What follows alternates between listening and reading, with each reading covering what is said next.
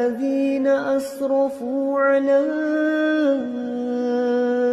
أنفسهم لا تقنطوا من رحمة الله. السلام عليكم ورحمة الله وبركاته.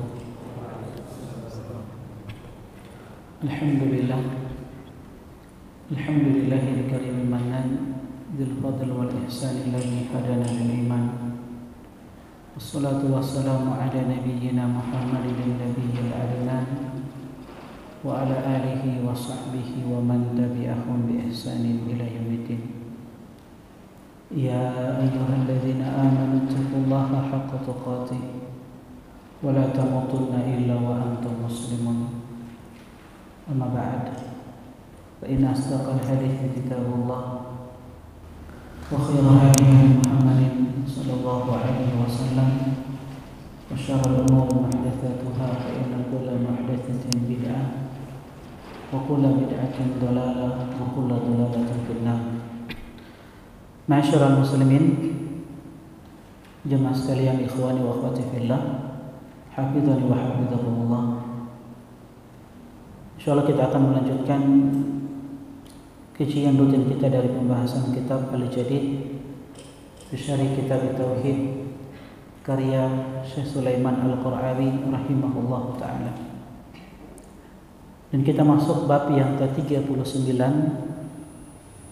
Kata penulis kitab Tauhid Syekh Sulaiman atau Syekhul Islam Muhammad bin Abdul Wahhab rahimahullahu taala, babu ma jahada syai'an minal asma'i was sifat.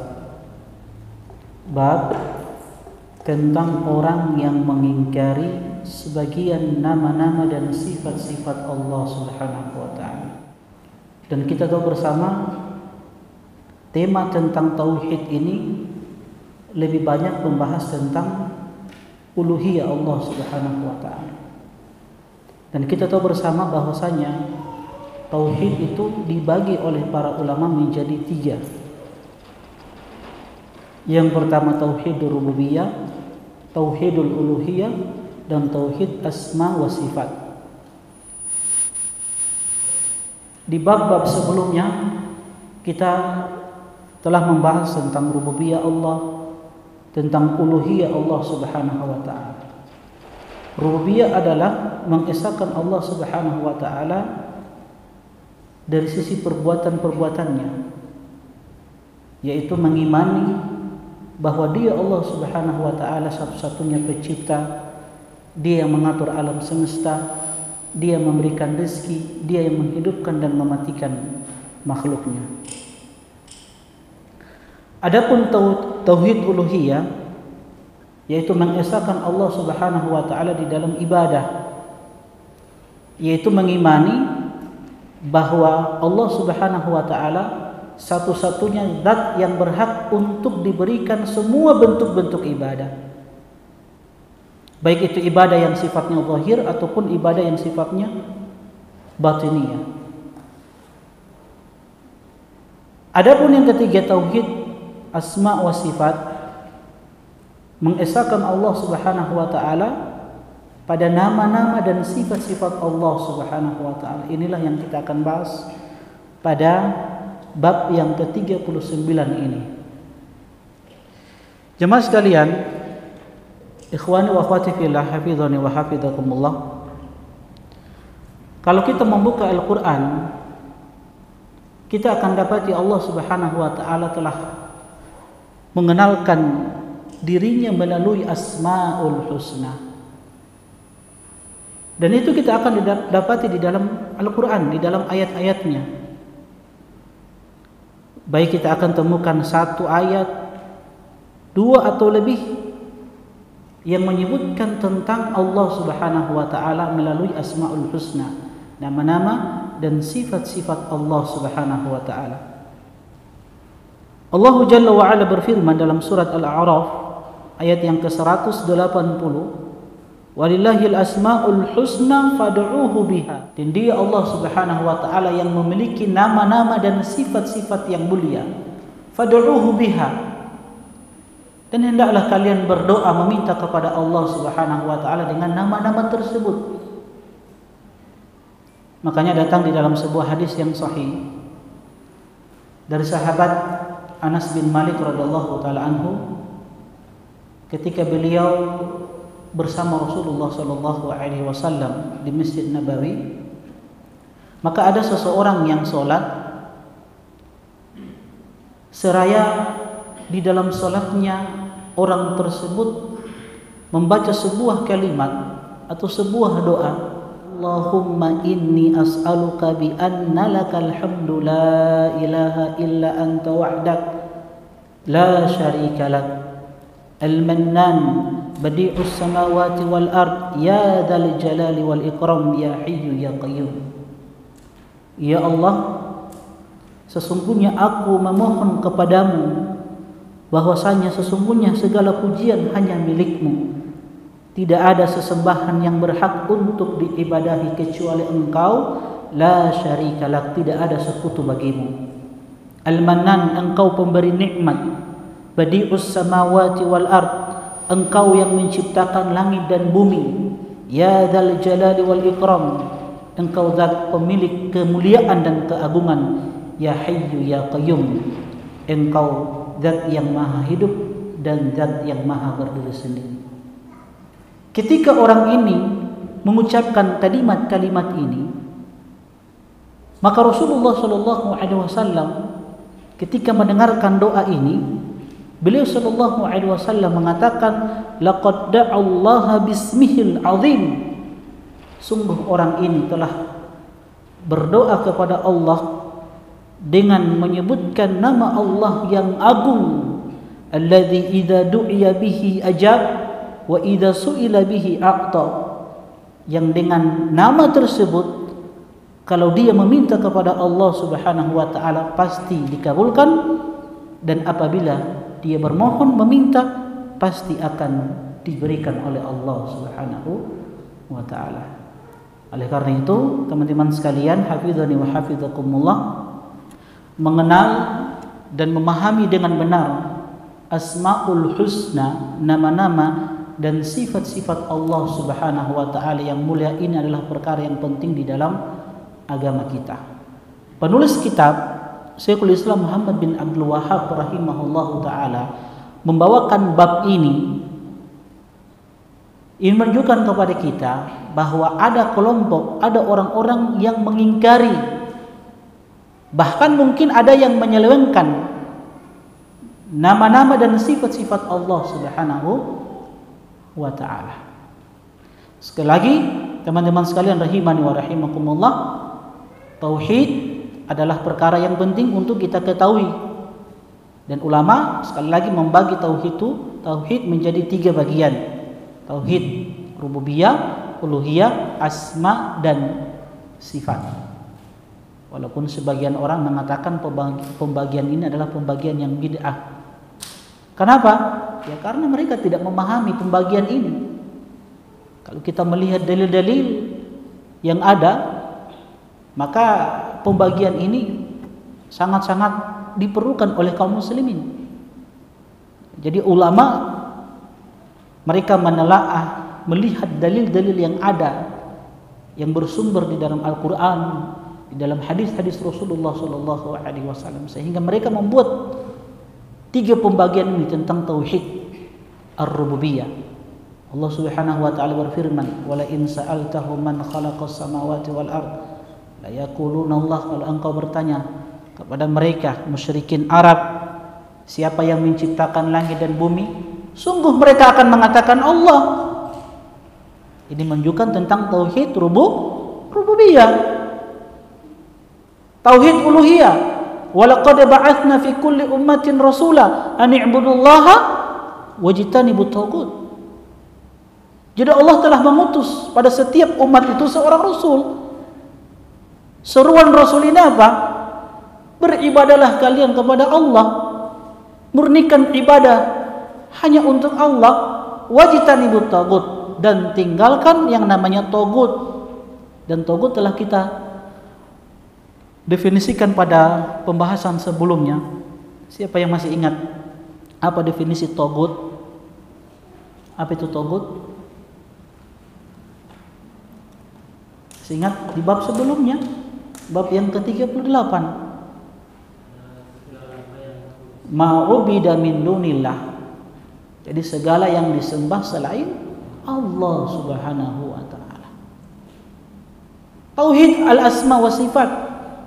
Dalilnya tadi, walillahil asmaul husna fad'uuhu biha. Allah itu punya nama-nama yang indah, sifat-sifat yang mulia, maka hendaklah kalian berdoa kepada Allah Subhanahu wa taala dengan nama-nama tersebut. Wadharul ladzina yulhiduna fi asma'ihi sayujazawna ma kanu ya'malun. Maka Allah Subhanahu wa taala menegaskan kepada kita, tinggalkanlah orang-orang yang menyimpang dari nama-nama Allah Subhanahu wa taala. Kelak mereka akan mendapatkan balasan terhadap apa yang mereka perbuat. Sekali lagi teman-teman sekalian rahimani wa rahimakumullah, tema tentang pembahasan tauhid lebih banyaknya membahas tentang uluhiyah. Rububiyah sedikit. Kenapa? Kalau tauhid rububiyah ini tidak ada permasalahan. Orang-orang musyrik Quraisy meyakini tentang tauhid rububiyah. Tidak ada masalah dengan Rasulullah SAW. Yang menjadi permusuhan antara satu umat dengan rasul-rasul yang Allah utus adalah pada masalah tauhid uluhiyah. Namun penulis kitab membawakan bab yang ke-39 tentang pembahasan tauhid asma wa sifat, sebab ada sebagian kelompok di dalam Islam yang menolak, mengingkari atau menyelewengkan nama-nama dan sifat-sifat Allah Subhanahu wa taala. Dan ini perkara yang berbahaya di dalam agama kita, yang insyaallah akan disebutkan oleh penulis dalil-dalilnya, baik itu bersumber di dalam Al-Quran ataupun hadis Rasulullah sallallahu alaihi wasallam. Jadi teman-teman sekalian rahimani wa rahimakumullah, tauhid asma wa sifat ini pembahasan yang penting di dalam agama kita. Dan manfaat di dalam mempelajari dan memahami nama-nama dan sifat-sifat Allah Subhanahu wa taala. Pertama, ini bisa mendorong seorang hamba agar bersemangat di dalam beribadah kepada Allah Subhanahu wa taala. Manfaat yang kedua, agar seorang hamba bisa mencintai Allah Subhanahu wa taala. Yang ketiga, mendorong seorang hamba agar takut kepada Allah Subhanahu wa taala. Apalagi di zaman kita ini, di mana kita dimudahkan dengan segala sesuatu, di mana teknologi dimudahkan, masya Allah. Adanya handphone, adanya gadget yang kita miliki, ini semuanya fitnah, ujian bagi kita. Di mana Allah Subhanahu wa taala ingin menguji hamba-hambanya. Siapa yang takut kepadanya di dalam kesendirian? Dengan mempelajari Asmaul Husna, nama-nama dan sifat-sifat Allah Subhanahu wa taala ini akan mendorong seorang hamba agar takut kepadanya. Dan yang keempat, manfaat serta hikmah di dalam mempelajari dan memahami dengan benar Asmaul Husna, nama-nama dan sifat-sifat Allah Subhanahu wa taala, agar seorang hamba bisa mengagungkan Allah Subhanahu wa taala. Dan inilah tujuan kita mempelajari tauhid. Bagaimana kita mengagungkan Allah Subhanahu wa taala dengan sebenar-benar pengagungan kepadanya. Baik teman-teman sekalian rahimani wa rahimakumullah. Dalil yang pertama yang dibawakan oleh penulis kitab Tauhid Syekhul Islam Muhammad bin Abdul Wahhab rahimahullahu taala di dalam surat Ar-Ra'd ayat yang ke-30, Allah Subhanahu wa taala berfirman, "Kadzalika arsalnaka fi ummatin qad khalat min qabliha umamun litatluwa 'alaihimul ladzi awhayna ilaika wa hum yakfuruna birrahman qul huwa rabbi la ilaha illahu alaihi tawakkaltu wa ilaihi matab." Allah Subhanahu wa taala berfirman, demikianlah kami telah mengutusmu wahai Muhammad sallallahu alaihi wasallam kepada satu umat yang sungguh telah berlalu beberapa umat sebelumnya supaya engkau membacakan kepada mereka, yaitu Al-Quran, mukjizat terbesar, nikmat terbesar yang Allah Subhanahu wa taala berikan kepada umat ini, umat Islam, yang tidak diberikan kepada umat-umat selainnya, yang kami wahyukan kepada Muhammad sallallahu alaihi wasallam. Wa hum yakfuruna birrahman, padahal mereka kafir kepada Ar-Rahman. Qul huwa rabbi la ilaha illahu, katakanlah dialah Rabbku Allah Subhanahu wa taala, tidak ada sesembahan yang berhak untuk diibadahi kecuali Dia, Allah Jalla Jalaluhu.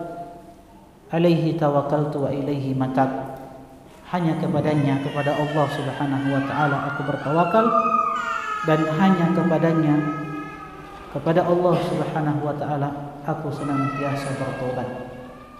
Nah, teman-teman sekalian rahimani wa rahimakumullah, ayat ini berbicara tentang musyrikin Quraisy, orang-orang musyrik di masa Rasulullah sallallahu alaihi wasallam yang mereka itu mengingkari Ar-Rahman. Mereka tidak mengingkari Allah Subhanahu wa taala.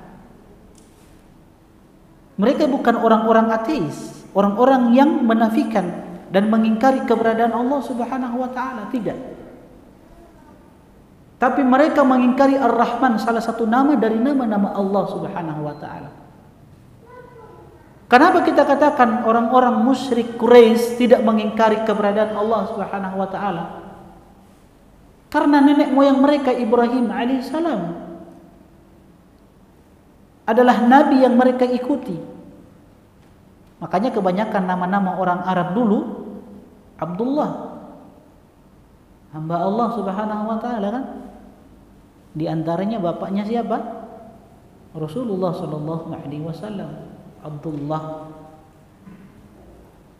Tapi yang diingkari oleh musyrikin Quraisy adalah Ar-Rahman, salah satu nama dari nama-nama Allah Subhanahu wa taala. Maka berkaitan dengan turunnya ayat yang mulia ini, sebab turunnya ayat yang mulia ini terdapat di dalil yang terakhir yang dibawakan oleh penulis kitab Tauhid, Syekhul Islam Muhammad bin Abdul Wahhab rahimahullah ta'ala. Coba kita lihat sebab turunnya ayat ini di dalil yang terakhir di halaman 495. Ibnu Jarir At-Tabari meriwayatkan,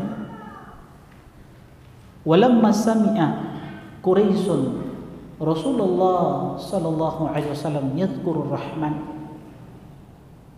ketika orang-orang Quraisy, musyrikin Quraisy mendengarkan Rasulullah sallallahu alaihi wasallam menyebutkan Ar-Rahman yang Maha Pengasih, ankaru dzalika, maka mereka mengingkari Ar-Rahman ini. Seraya mereka mengatakan Muhammad itu kan hanya menyembah satu Tuhan, satu Rabb, Allah. Kenapa ada Ar-Rahman lagi? Kenapa ada Ar-Rahim? Maka Allah Subhanahu wa taala turunkan firman-Nya, fa anzalallahu fihim, Allah turunkan ayatnya kepada mereka, wa hum yakfuruna birrahman, dan mereka orang-orang musyrik Quraisy mengingkari Ar-Rahman. Padahal di dalam ayat Allah Subhanahu wa taala menyebutkan dalam surat Al-Isra ayat yang ke-110. Ini juga masih berkaitan dengan pengingkaran orang-orang Quraisy terhadap salah satu nama dari nama-nama Allah Subhanahu wa taala, yang Nabi berdoa kepada Allah dengan nama tersebut, Ar-Rahman, Ar-Rahim. Maka Allah Subhanahu wa taala menyebutkan, qul du'ullaha awidu'ur Rahman, katakanlah wahai Muhammad sallallahu alaihi wasallam, berdoalah kepada Allah dengan menyebut namanya atau dengan menyebut nama Ar-Rahman. Ya Allah, ya Rahman, ayyama tad'una falahul asmaul husna, kata Allah.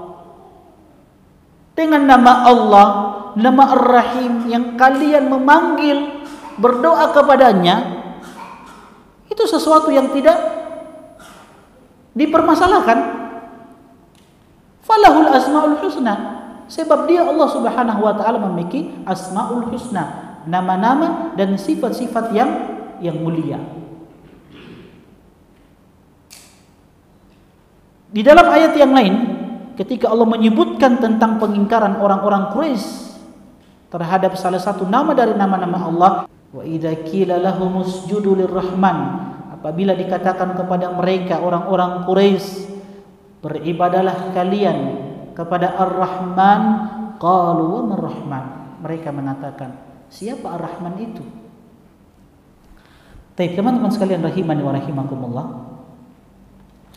kita kembali ke ayat dalil yang pertama. Apa kata penulis kitab Al-Jadid, Sulaiman Al-Qur'awi rahimahullahu taala, dalam ayat ini Allah Subhanahu wa taala mengabarkan kepada kita bahwasanya dia telah mengutus Rasulnya Muhammad sallallahu alaihi wasallam kepada umat ini untuk mengeluarkan mereka dari kegelapan kepada cahaya. Sebagaimana Allah Subhanahu wa taala juga telah mengutus kepada umat-umat sebelumnya. Jadi misi utama para nabi dan rasul adalah mengeluarkan manusia dari kegelapan menuju cahaya, kegelapan kekufuran, kesyirikan menuju cahaya tauhid, cahaya kebenaran. Itu tugas para nabi, para rasul. Misi dakwah mereka satu, sembahlah Allah Subhanahu wa taala dan jangan sekutukan Allah dengan sesuatu apapun. Dan bahwasanya Rasulnya berkewajiban menyampaikan apa-apa yang dia Allah Subhanahu wa taala wahyukan kepadanya. Berupa apa? Risalah, tauhid. Hingga sekalipun orang-orang kafir mengingkari apa yang beliau bawa, bahkan beliau dimusuhi, diperangi, bahkan dibunuh. Dan sudah seperti itulah sunnatullah, merupakan ketetapan Allah Subhanahu wa taala. Siapapun dari umat Rasulullah sallallahu alaihi wasallam yang mengajak manusia untuk menyembah Allah, memurnikan ibadah kepada Allah, pasti akan dimusuhi, diperangi, pasti itu. Sudah merupakan sunnatullah. Makanya Waraqah bin Naufal ketika berkata kepada Rasulullah sallallahu alaihi wasallam, di awal-awal Nabi mendapatkan wahyu kan, Nabi gemetar, ketakutan Nabi sallallahu alaihi wasallam. Kemudian Khadijah, sang istri yang soleha, membawa Nabi sallallahu alaihi wasallam kepada Waraqah bin Naufal. Lantas apa kata Waraqah bin Naufal kepada Nabi sallallahu alaihi wasallam? Lam ya'ti rajulun qad bima ji'ta bihi illa udi. Tidak ada seseorang yang datang dengan membawa apa yang engkau bawa wahai Muhammad, risalah, tauhid, illa udiya, kecuali pasti dimusuhi, diperangi, bahkan mungkin dibunuh, diusir. Makanya Imam Ibnu Qayyim rahimahullah taala mengatakan, wa hadza mustamirun fi warathatihi, dan ini akan terus berkesinambungan, berlanjut ini terus sampai datang hari kiamat nanti, bahwa pewaris para nabi, orang-orang yang mengambil jalannya Rasulullah sallallahu alaihi wasallam, yang mendakwakan apa yang diseru oleh Rasulullah sallallahu alaihi wasallam, pasti dimusuhi, pasti diperangi, diusir, difitnah, digelari dengan gelar-gelar yang tidak baik, bahkan mungkin mereka akan membunuhnya. Baik, kita lanjut insyaallah setelah adzan dikumandangkan. Ma'asyiral muslimin, jemaah sekalian, ikhwani wa akhwati fillah, hafizani wa hafizakumullah.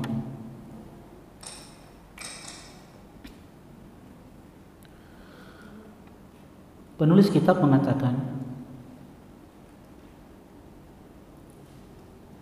dan bahwasanya Rasulnya sallallahu alaihi wasallam berkewajiban menyampaikan apa-apa yang dia wahyukan kepadanya berupa risalah, tauhid, hingga sekalipun orang-orang kafir mengingkari apa yang beliau bawa, sehingga mereka menafikan nama-nama dan sifat-sifat Allah Subhanahu wa taala.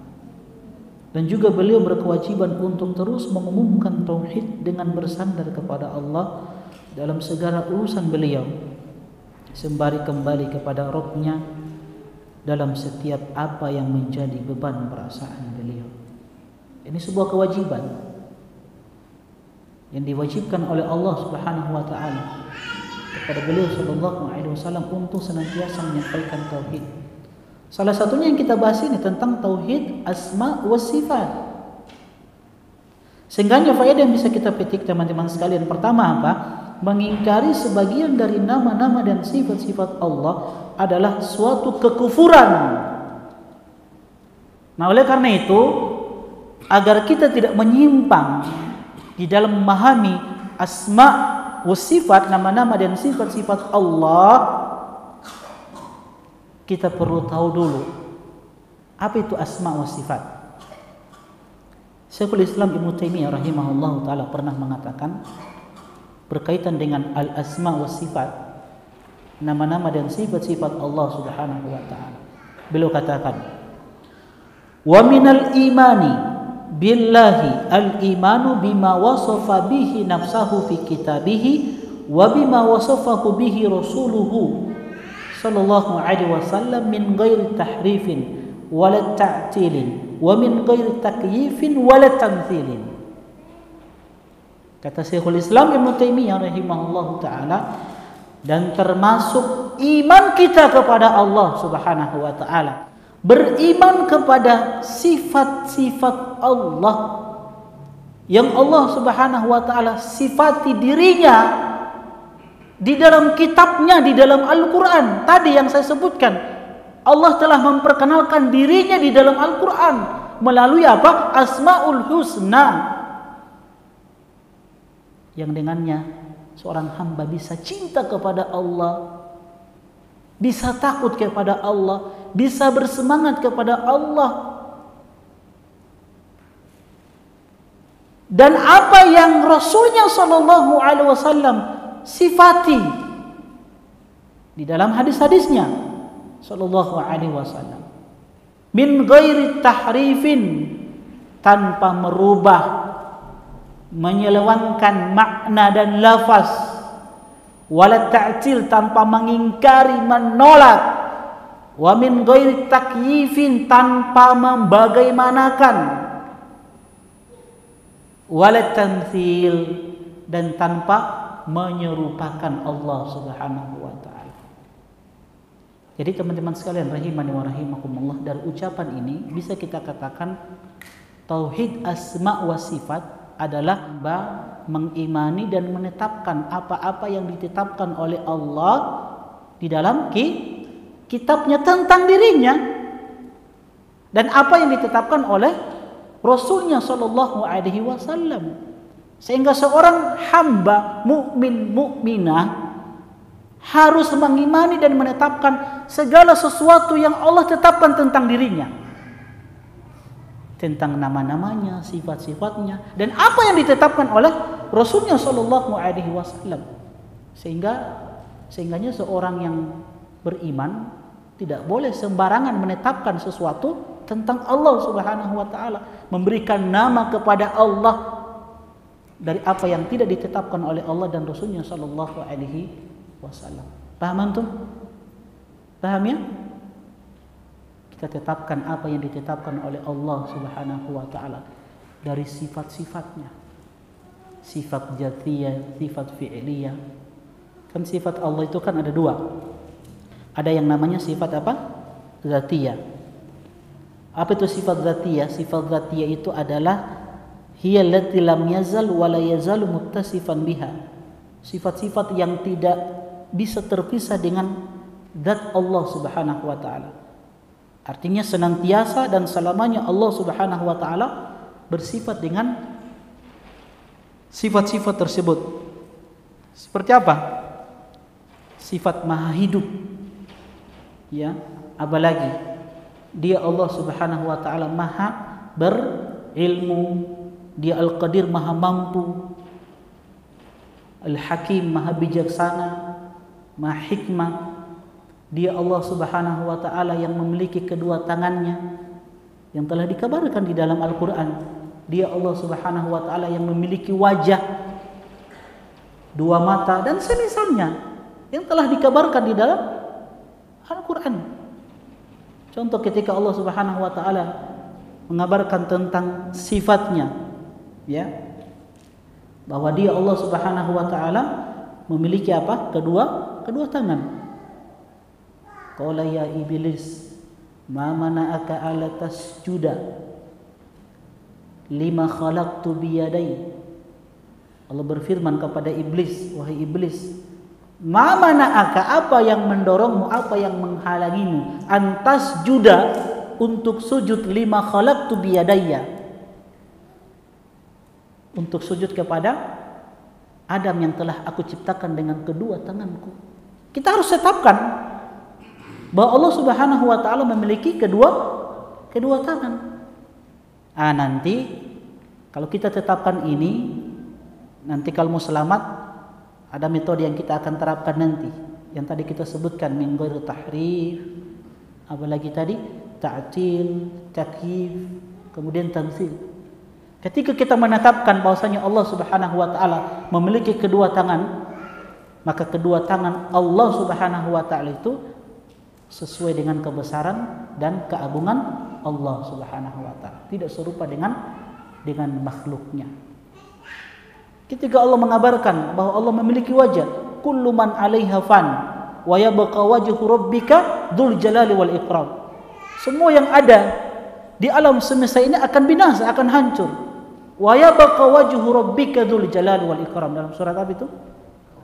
Ar-Rahman. Yang kekal itu adalah wajah Rabbmu, dzul jalali wal ikram, pemilik kemuliaan dan keagungan. Jadi Allah kabarkan Allah memiliki wajah. Cuman wajah Allah sesuai dengan apa? Kebesaran dan keagungan Allah Subhanahu wa taala yang tidak semisal dengan atau tidak serupa dengan makhluknya. Itu sifat yang pertama, sifat apa? Dzatiyah. Ada yang kedua, sifat fi'liyah. Apa itu sifat fi'liyah? Hiya sifatu al-muta'alliqatu bi masyiatihi. Sifat-sifat yang berkaitan dengan perbuatan Allah Subhanahu wa taala. Kalau Allah melakukan sesuai dengan kehendak Allah Subhanahu wa taala. Seperti apa? Sifat meridhai, sifat mencintai, ya. Dia Allah Subhanahu wa taala yang dikabarkan oleh Rasulullah sallallahu alaihi wasallam turun ke langit dunia di sepertiga malam terakhir, melihat hamba-hambanya yang berdoa meminta kepadanya. Ini sifat fi'liyah. Dia Allah Subhanahu wa taala berbuat sesuai dengan kehendak Allah Subhanahu wa taala. Nah, oleh karena itu teman-teman sekalian rahimani wa rahimakumullah, nama dan sifat-sifat ini kita harus tetapkan sebagaimana yang dikabarkan oleh Allah dan Nabi-Nya sallallahu alaihi wasallam, sesuai dengan kebesaran dan keagungan Allah Subhanahu wa taala. Min ghairi apa tadi?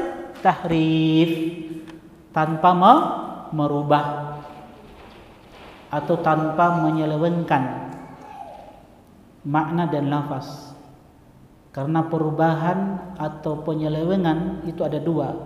Ada penyelewengan makna, ada penyelewengan lafaz. Contoh penyelewengan lafaz, apa yang diingkari oleh sebagian kelompok kaum muslimin yang mengingkari sifat Allah Subhanahu wa taala. Allah kabarkan wa kallamallahu Musa taklima. Allah kabarkan bahwa Allah berbicara langsung dengan siapa? Musa alaihissalam. Nah, sebagian kelompok yang mengingkari sifat ini, sifat apa itu? Allah berbicara. Ini dzatiyah atau fi'liyah? Bisa dzatiyah, bisa fi'liyah. Paham ya? Berbicara itu dzatiyah. Tapi maha berbicara itu dzatiyah. Tapi ketika Allah mengajak hambanya berbicara, itu fi'liyah. Ketika Allah berbicara itu fi'liyah. Jadi bisa dzatiyah, bisa fi'liyah. Nah, orang-orang yang mengingkari ini, yang mengingkari sifat Allah dzatiyah ataupun fi'liyah, mereka rubah ini. Lafaznya itu dirubah. Bagaimana cara merubahnya ayat ini? Mereka katakan wa kallamallaha Musa takliman. Orang yang belajar bahasa Arab, dia tahu ini. Lafzul jalalah Allah yang tadinya berharokat apa? Dhamma. Wa kallamallahu Musa takliman. Kalau kita belajar ilmu nahu, lafzul jalalah ini Allahu itu kedudukannya apa? Dari sisi i'rab. Hah? Apa? Fa'il kan? Pelaku perbuatan. Apa perbuatannya? Kallama. Apa itu kallama? Berbicara. Nah, orang-orang yang mengingkari sifat ini, mereka rubah. Yang tadinya dhamma diberikan harokat apa? Fathah. Kalau sudah fathah, kedudukan i'rabnya berubah. Yang tadinya fa'il berubah menjadi apa? Maf'ulun bihi. Jadi siapa yang mengajak Allah berbicara? Jadi Musa kan? Lihat. Orang yang tidak belajar bahasa Arab tidak paham ini. Yang belajar bahasa Arab yang paham. Alhamdulillah banyak teman-teman yang sudah mulai sadar ya, oh ternyata penting belajar bahasa Arab itu penting. Contoh seperti ini. Dengan harokat, bisa kita kenali ini kedudukannya sebagai apa. Kalau lafzul jalalah berharokat dhamma, kedudukannya sebagai fa'il, berarti Allah yang mengajak Musa berbicara. Tapi kalau dirubah menjadi harokat fathah, jadi Musa yang mengajak Allah berbicara. Paham? Nah, ini yang mereka rubah. Merubah apa? Lafaz. Dan ini fatal ini. Paham? Ini contoh penyelewengan terhadap apa? Lafaz. Ada penyelewengan makna. Penyelewengan makna itu seperti Allah kabarkan di dalam Al-Quran, Ar-Rahmanu alal arsy istawa. Dia Ar-Rahman beristiwa di atas arsy. Ya, ulama-ulama salaf ketika menyebutkan tentang kata-kata al-istiwa, mereka menyebutkan al-istiwa itu al-ulu wal istiqrar. Allah itu berada di ketinggian, di atas segala sesuatu. Itu makna apa? Al-istiwa. Nah, datang sebagian kelompok yang mereka menolak ya sifat ini. Walaupun tidak secara langsung yang mereka menolak. Niat mereka baik sebenarnya. Niat mereka apa? Kalau kita mengatakan istiwa bersemayam, nanti sama dengan apa? Makhluknya kan? Niat mereka baik, cuma keliru. Akhirnya mereka tidak apa? Mereka tidak ingkar ini. Cuman mereka rubah dari sisi maknanya. Mereka katakan istiwa itu apa? Istaula, yang berkuasa atau menguasai. Paham? Jadi mereka merubah makna al-istiwa yang tadinya al-ulu wal istiqrar, dia Allah yang berada di atas ketinggian, di atas segala makhluknya. Mereka mengatakan istaula, dia yang berkuasa. Dan ini fatal juga. Paham ya?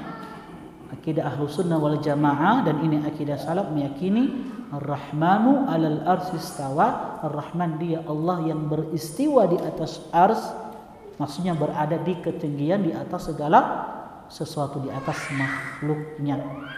Paham? Itu maksudnya min ghairi ta'rif. Tanpa apa? Merubah, menyelewengkan sifat-sifat tersebut, nama-nama Allah Subhanahu wa ta'ala. Yang selanjutnya apa? Jadi kalau mau selamat ini ya. Jadi yang pertama apa? Min ghairi ta'rif. Yang kedua min ghairi ta'til. Apa itu ta'til? Pengingkaran, penolakan. Baik itu penolakan secara langsung, dan inilah yang dibahas oleh siapa? Penulis kitab Tauhid, Syekhul Islam Muhammad bin Abdul Wahhab. Ya. Jadi penolakan itu ada dua, ada penolakan secara langsung, ada penolakan secara tidak langsung. Dengan apa? Dengan merubah makna tadi yang kita sebutkan. Ar-Rahman 'alal arsy istawa, istiwa. Mereka katakan apa? Istaula. Allah kabarkan di dalam Al-Quran bahwa Allah memiliki kedua tangan. Nah, mereka katakan apa? Kedua tangan di situ adalah kedua nikmat, kekuatan. Nah, ini bahaya. Ini namanya ta'til. Dan ini menyelisihi akidah salaf, akidah Ahlus Sunnah wal Jamaah. Paham antumnya? Paham ya? Antum harus pahami ini. Ini penting. Kemudian yang ketiga apa? Wala takyif. Tidak boleh membagaimanakan, membayangkan sifat Allah Subhanahu wa taala, membayangkan zat Allah Subhanahu wa taala. Kita harus imani saja. Ketika Allah Subhanahu wa taala mengabarkan di dalam Al-Qur'an bahwa Dia memiliki kedua tangan, memiliki wajah, ya. Dia mengabarkan kepada kita mendengar, melihat, berbicara. Kita harus imani itu sesuai dengan kebesaran dan keagungan Allah Subhanahu wa taala. Jangan kita bayangkan, jangan kita membagaimanakan. Dan ini penting teman-teman sekalian. Makanya ada seseorang yang datang kepada Imam Malik bertanya tentang apa? Al-istiwa, bagaimana Allah beristiwa itu? Imam Malik langsung gemetar. Ada orang yang berani bertanya tentang istiwanya Allah. Apa kata Imam Malik? Al-istiwa ma'lum. Yang namanya istiwa itu sesuatu yang sudah dimaklumi. Orang sudah paham. Ketika menyebutkan tentang al-istiwa, orang paham. Begitu juga ketika menyebutkan tentang tangan, kaki, wajah, orang Arab paham makna tangan, wajah, kaki. Paham ya? Al-istiwa'u ma'lum wal kaifu majhul. Nah, kaifiatnya itu yang majhul, yang tidak kita ketahui. Bagaimana wajahnya Allah itu, bagaimana kedua tangan Allah itu, ini yang tidak kita ketahui. Cukup kita imani. Wal imanu bihi wajib. Beriman tentangnya wajib. Tidak usah antum pertanyakan bagaimana itu. Tidak usah, imani saja. Paham? Was'alu anhu bid'ah. Bertanya tentangnya bid'ah. Wa ahsabuka rajul su'id. Dan aku mengira ente ini orang yang buruk. Maka Imam Malik mengusir orang tersebut dari majelisnya. Jadi kita imani itu. Kata tangan, kata wajah itu sesuatu yang maklum. Orang Arab paham itu. Ya, makanya Ahlus Sunnah wal Jamaah dari sisi makna, ini kita ketahui, kita harus imani. Makanya kalau orang bertanya kepada antum tentang wajah Allah, ya katakan, yang namanya wajah sesuatu yang maklum, yang diketahui. Cuman kalau antum bertanya tentang bagaimana, itu sesuatu yang majhul, yang sesuatu kita tidak mengetahuinya. Paham antum ya? Itu namanya apa? Min ghairi takyif, yang harus kita imani saja. Kemudian yang keempat apa? Min ghairi tamtsil, tanpa menyerupakan sifat-sifat tersebut dengan sifat-sifat makhluknya. Ya, kalau kita katakan Allah memiliki tangan, makhluk juga memiliki tangan. Allah punya wajah, ya makhluk juga punya wajah. Cuman wajahnya Allah tidak sama dengan makhluknya. Tangannya Allah tidak sama dengan tangannya makhluknya. Jadi jangan serupakan. Kenapa? Karena Allah kabarkan di dalam Al-Quran, laisa kamitslihi syai'un wa huwas samiul basir. Tidak ada yang serupa dengan Allah Subhanahu wa taala, dan Dia Maha mendengar lagi Maha melihat. Sudah, kita imani saja. Begitu prinsip Ahlus Sunnah wal Jamaah. Jadi dari maknanya itu kita imani, maknanya jelas, tanpa kita apa? Ingkari, dan tanpa kita takwil. Paham? tanpa kita takwil.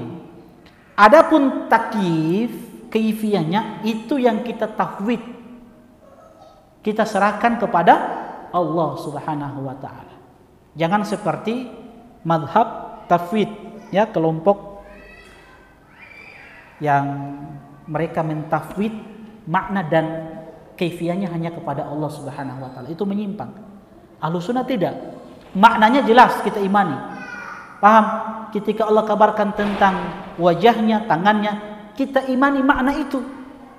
Ya wajah-wajah, tangan-tangan. Paham? Tapi kalau madhab tafwid, mereka katakan apa? Makna wajah, makna tangan itu serahkan kepada Allah. Ini menyimpang.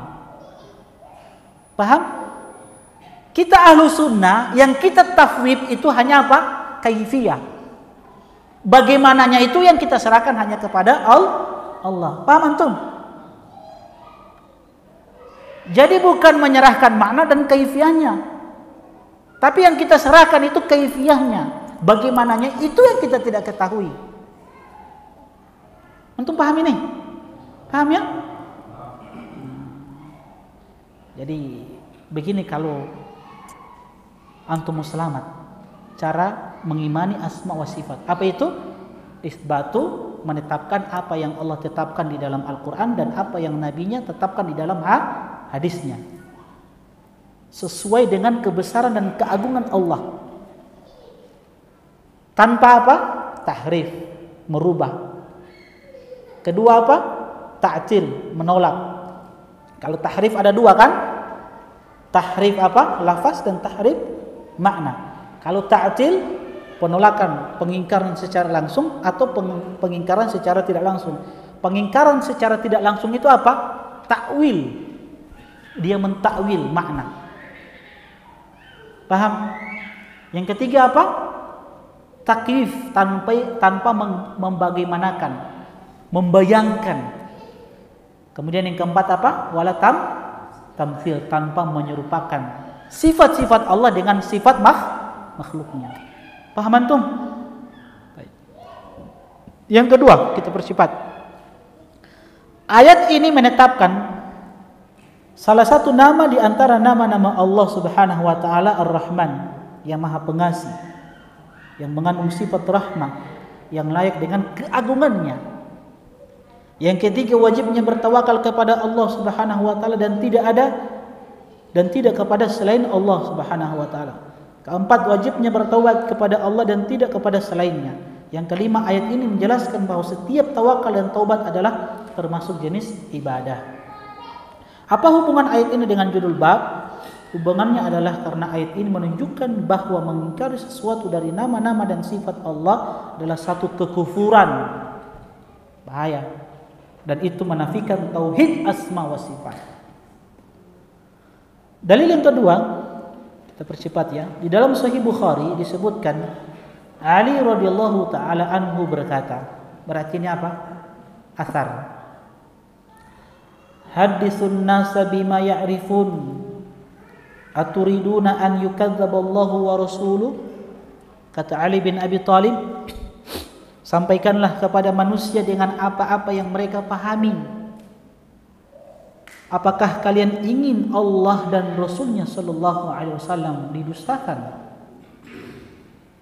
Athar ini secara global menjelaskan kepada kita Khalifah Rasulullah SAW yang keempat, Ali bin Abi Thalib, memerintahkan para ulama agar memberikan pengarahan kepada manusia dan menyampaikan kepada mereka dengan apa-apa yang mampu ditangkap oleh daya akal mereka dan sampai kepada pemahaman mereka. Jadi athar ini dari Ali bin Abi Thalib, beliau ingin mengajarkan kepada kita, kalau ingin menyampaikan sesuatu dari agama ini kepada orang lain, sampaikan sesuai dengan pemahaman orang lain. Paham? Madu'u jamaah kita ini rata-rata lulusan SD. Antum bicaranya bahasa-bahasa ilmiah. Orang-orang perkuliahan. Si. Kasihan jamaahnya, apa yang dia bilang ini?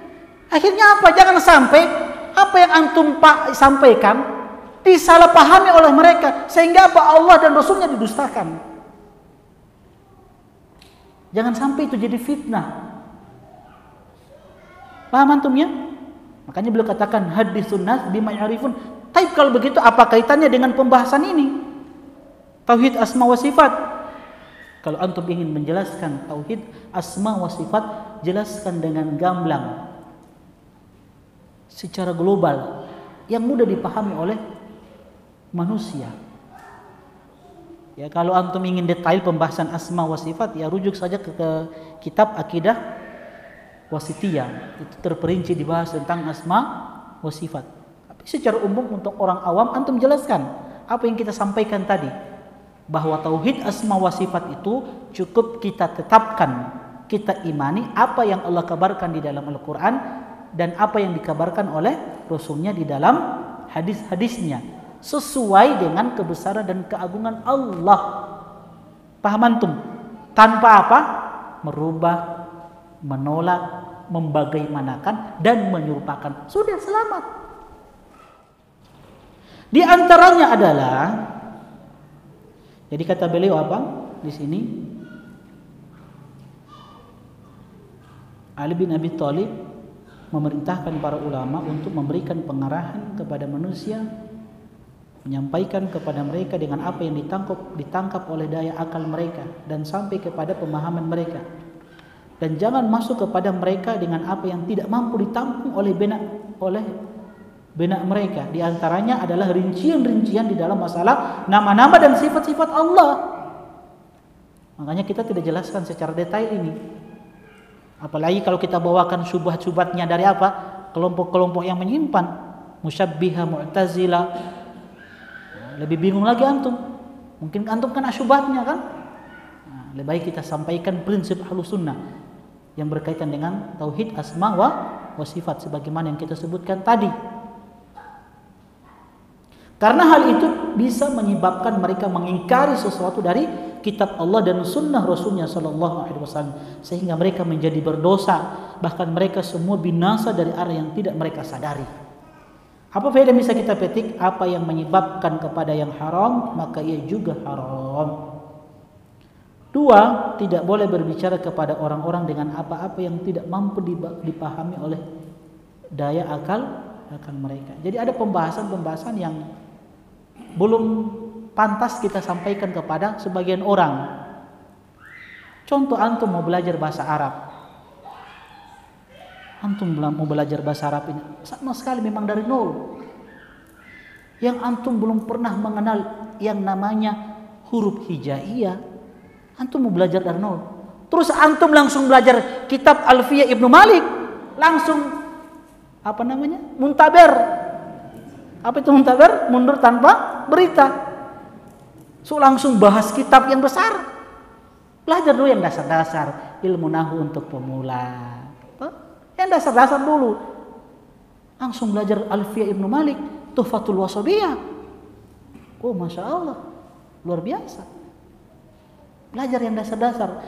Begitu juga belajar tafsir. Maunya langsung Ibnu Jarir At-Tabari, yang besar-besar, yang berjilid-jilid. Belajar dulu yang ringkas-ringkas. Paham ya? Seperti itu dalam metode belajar. Hubungan asar ini jangan ujubab. Hubungannya adalah karena asar ini menunjukkan larangan berbicara kepada orang-orang dengan apa-apa yang tidak mampu ditangkap oleh akal mereka. Dan termasuk diantaranya adalah rincian-rincian dan pembahasan luas tentang nama-nama dan sifat-sifat Allah. Karena hal itu dapat menyebabkan pengingkaran kepadanya, dan itu adalah suatu kekufuran dan menafikan tauhid asma wa sifat. Dalil yang terakhir, Abdul Razzaq meriwayatkan dari Ma'mar, dari Tawus, dari bapaknya, dari Ibnu Abbas radhiyallahu taala anhuma, annahu ra'a rajulan intafadha lamma sami'a hadithan an Nabi sallallahu alaihi wasallam fi sifat istinkaran lidzalik. Ibnu Abbas, dari Ibnu Abbas bahwasanya beliau pernah melihat ada seseorang yang dia intafadha, dalam keadaan gemetar, takut, menggigil, ketika mendengarkan sebuah hadis dari Nabi Shallallahu Alaihi Wasallam yang berbicara tentang sifat-sifat Allah. Istinkaran lidzalik, sebagai apa? Bentuk pengingkaran terhadap hadis tersebut.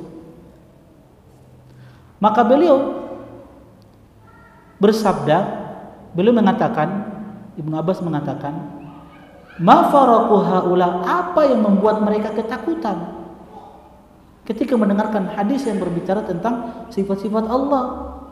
Kenapa bisa mereka ingkari? Yajiduna riqqatan 'inda muhkamihi wa yahlikuna 'inda mutasyabihi. Mereka tersentuh hati bila mendengarkan yang muhkam, artinya mereka bisa menerima ayat-ayat yang muhkam, tapi mereka menolak atau binasa dengan apa? Mutasyabih.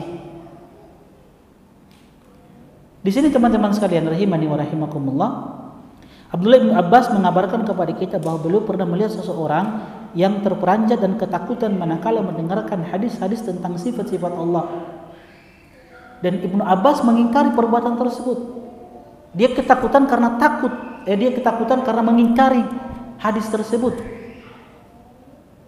Ibnu Abbas mengingkari perbuatan tersebut. Saya mengatakan tadi, kenapa mereka ketakutan ketika mendengarkan hadis yang berbicara tentang sifat Allah, seraya mereka ingkari hadis tersebut.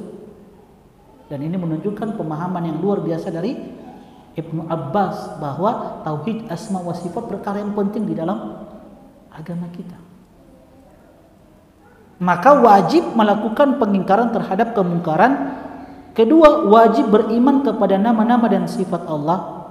Wajib beriman kepada nas-nas, dalil-dalil yang muhkam dan yang mutasyabih secara bersama-sama. Tahu ayat-ayat muhkam ya? Dan ayat-ayat mutasabih. Tahu ya?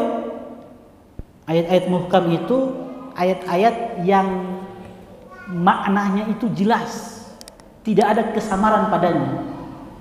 Itu namanya ayat-ayat muhkam. Contoh, di dalam Al-Quran Allah mengatakan wa aqimus sholah, dan dirikanlah apa? Sholat. Maknanya kan jelas, tidak ada yang samar. Siapapun yang mendengarkan perintah ini, wa aqimus sholah, dirikannya sholat, semua orang bisa paham. Tidak ada yang samar kan? Kata Allah, wa aqimus sholah, wa atu zakah, tunaikan zakat. Jelas kan? Jelas? Tidak ada yang samar kan maknanya? Itu namanya ayat-ayat muhkam. Nah sekarang pertanyaan, ayat-ayat, dalil-dalil yang berbicara tentang sifat-sifat Allah, muhkam atau mutasyabih? Kalau antum ditanya, dalil-dalil yang berbicara tentang sifat-sifat Allah, muhkam atau mutasyabih? Hah? Muhkam atau mutasyabih? Hah? Muhkam, jelas. Dari sisi makna jelas, muhkam. Tapi dari sisi kaifiyah dan hakikatnya, itu yang belum jelas. Paham? Paham antum? Tadi kita sampaikan apa? Prinsip ahlu sunnah dari sisi makna, ketika Allah mengabarkan Allah punya tangan, Allah punya wajah, dari sisi makna jelas sekali. Yang namanya wajah, wajah, tangan-tangan, kaki-kaki, tidak perlu ditakwil itu. Cuman wajah Allah, tangan Allah sesuai dengan kebesaran dan keagungan Allah, tidak sama dengan makhluknya. Paham antum? Tapi dari sisi hakikatnya, itu yang tidak jelas, kita serahkan kepada Allah. Paham antum ini? Ya, paham? Ya, begini prinsip Ahlus Sunnah di dalam memahami asma wa sifat. Yang kelima, yang keempat, boleh menyampaikan nas-nas dalil-dalil yang menunjukkan nama-nama dan sifat-sifat Allah dari Al-Quran dan As-Sunnah di hadapan orang-orang awam dari kaum muslimin, apalagi orang-orang yang terpelajar. Tapi ingat, perlu digarisbawahi, untuk orang-orang awam, sampaikan ilmu agama ini sesuai dengan pemahaman mereka, sesuai dengan akal mereka. Kalau kita lihat orang ini kasihan cuma lulusan SD, jangan bicara yang tinggi-tinggi antum, yang terlalu ilmiah, jangan. Kalau dia bisa bahasa, kalau orang ini hanya bisa memahami dengan bahasanya, bahasa daerahnya, ya pakai bahasa daerahnya. Paham tuh? Ya, begitu. Nah terus orang-orang terpelajar. Kalau orang-orang terpelajar, orang-orang yang intelektual, yang punya pendidikan, silakan antum pakai bahasanya mereka. Yang si itu silakan. Yang penting mereka paham. Paham ya? Tapi ingat, perlu digarisbawahi sekali lagi, saya tutup terakhir, untuk masalah agama tidak semua orang berbicara tentangnya. Paham ya? Yang sangat kita sayangkan di masa ini, seakan-akan boleh semua orang berbicara tentang agama. Yang punya background pendidikan agama, dia bicara tentang agama. Yang tidak punya background pendidikan agama, bicara agama. Semua bicara tentang agama. Dan ini musibah, fitnah di zaman ini. Seakan-akan semua boleh berbicara tentang agama. Padahal kalau kita berbicara tentang agama, itu hakikatnya kita berbicara tentang Allah Subhanahu wa ta'ala. Sehingga hati-hati kita berbicara tentang apa? Agama. Apalagi memberikan sebuah hukum. Dan itu yang ditakuti oleh para ulama dahulu. Imam Malik dibawakan sejumlah pertanyaan-pertanyaan. Ada 70 pertanyaan. Hanya beberapa pertanyaan yang dijawab oleh Imam Malik. Sebagian besar beliau katakan wallahu a'lam, wallahu a'lam, wallahu a'lam. Aku tidak tahu. Kenapa? Karena takutnya mereka berbicara tentang masalah agama ini. Man afta bi ghairi ilmin kana ismuhu ala man afta. Kata Nabi, siapa yang berbicara tentang agama, berfatwa tentang agama ini, maka dosanya ditanggung oleh yang memberikan fatwa. Jadi orang yang bertanya tidak ada masalah. Paham? Yang masalah itu orang memberikan fatwa.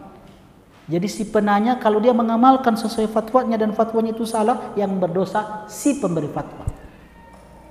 Makanya hati-hati di dalam berbicara tentang agama. Wallahu ta'ala alam. Ini saja yang dapat kita sampaikan tentang bab yang ke-39, tentang orang-orang yang mengingkari nama dan sifat-sifat Allah.